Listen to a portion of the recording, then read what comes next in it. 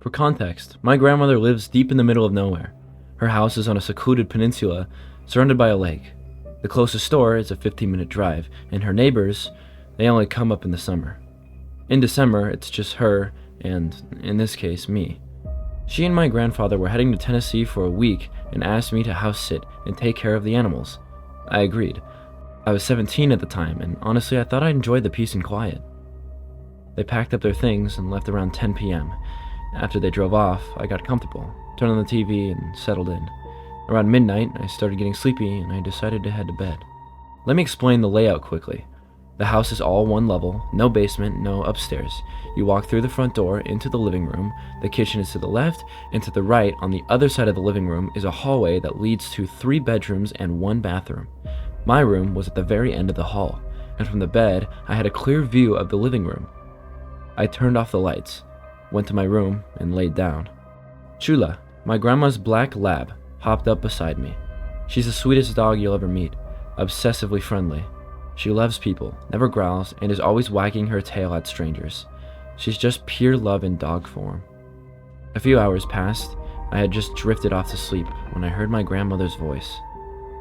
"Leah, can you come help me?" My eyes shot open. I sat up slowly and called out, "Grandma?" No answer. "What do you need help with?" Silence.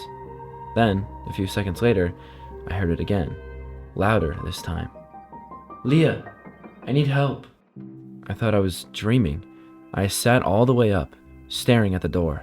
A few seconds passed, then I heard a low guttural growl. I turned to look at Chula. She had sat up straight, hair raised, staring into the hallway with her teeth bared. She growled low, deep in her throat, eyes fixed on something I couldn't see. I turned on the hallway light and peeked out. Nothing there. No movement. I walked over and I looked out the window next to my bed since it faced the driveway. Her car wasn't there. I quickly shut the window and locked my bedroom door. My heart was pounding.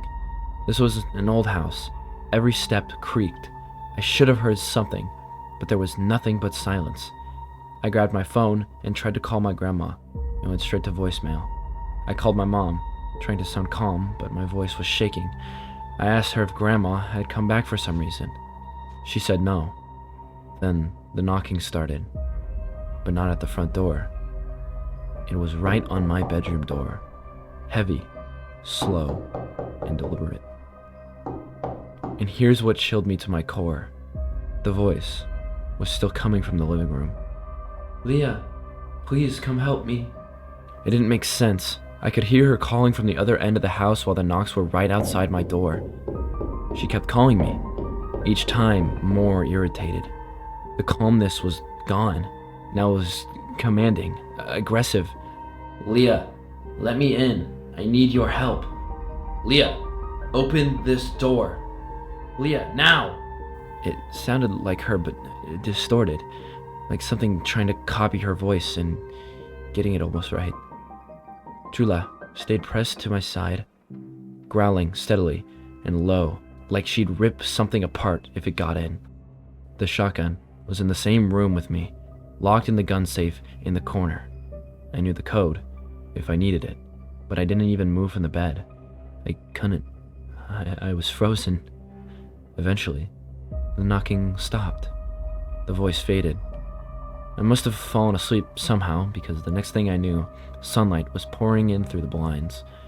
For a minute, I almost convinced myself I had imagined the whole thing, but when I checked my phone, the call logs were still there.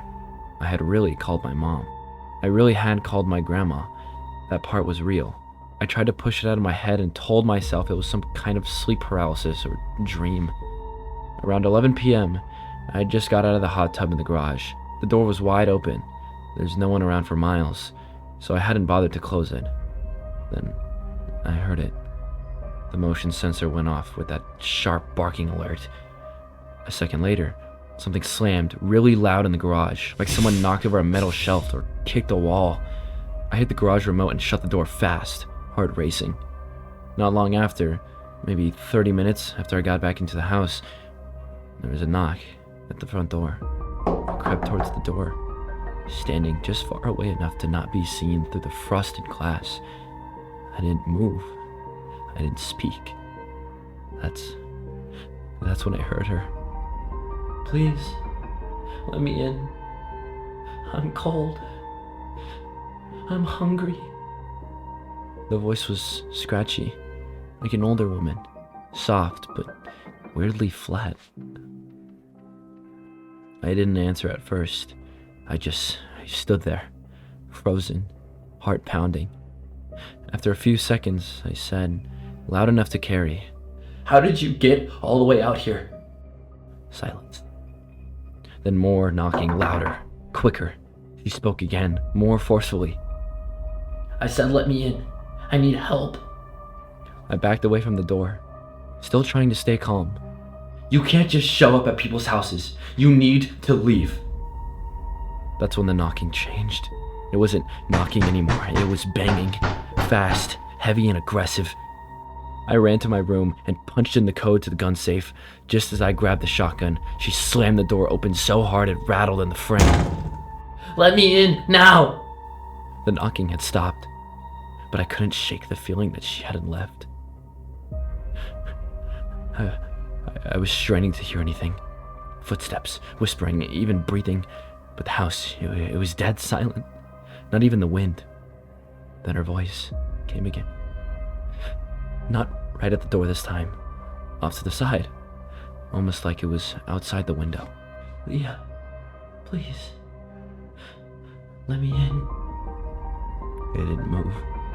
She tried again. Louder. Sharper. "You're being rude. Open the door." I sat down in the recliner in the living room. Shotgun rested in my lap, facing the door. Chula lay tense at my feet. I gripped the shotgun tightly, eyes locked on the door. She circled the house. I could hear her moving from one side to the other, knocking on the kitchen door, then on the garage door, then back to the front. Her voice followed, same exact words, every time like a broken record. "I need your help, Leah. You're the only one here." She kept pacing around outside of the house, banging on doors, tapping windows, muttering things I couldn't quite hear. That's when it hit me. She called me by my name, and I never told her. I hadn't spoken to anybody outside. No way she should have known. I thought if she was supposed to be here, she'd use the keypad to get inside.